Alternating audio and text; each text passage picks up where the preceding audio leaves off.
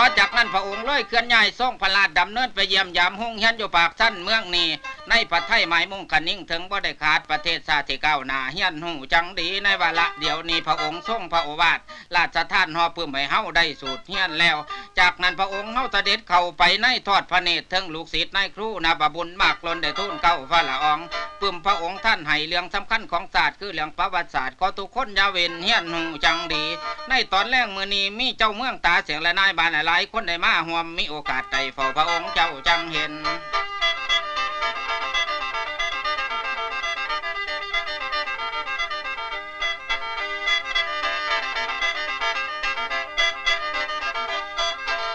ในคำคืนมือนั่นการคบงั้นถวยบาทฟอนแบบนี้รถจะหน้าเสียงดอกไม้เลือกคู่เสน่หาเอาแต่บุญเคยของวาสนาเคยได้พ่อดีนั่นน้ำบาซึ่งเอาป้าได้มาพบพ่อนาเวลาน้องเสียงหารถจะหน้าเห็นหน้านี่บ่คู่นางคิดเบิ่งร่างกายสีสันกำดำมุ้งเมาแต่ที่สันได้บุญกำตุกแต่งบุพกรรมก็สาพนางทองบ่ชินนาคสินสาวน้อยของเล่าฟอนดีเป็นระเบียบเรียบร้อยถวายเจ้าโซพระองค์กาละวงมีขึ้นเจ้าป่าสายสีสว่างโสมานัดเลี้ยวได้พระไทยเจ้าซึ้นบานจังแหล่ลำวงด้วยสติสุภาพทรงพระเกียรติถึกต่อพระองค์เจ้าอย่างดีทั้งในพลผู้มีด้วยนำกันมวลซึ้น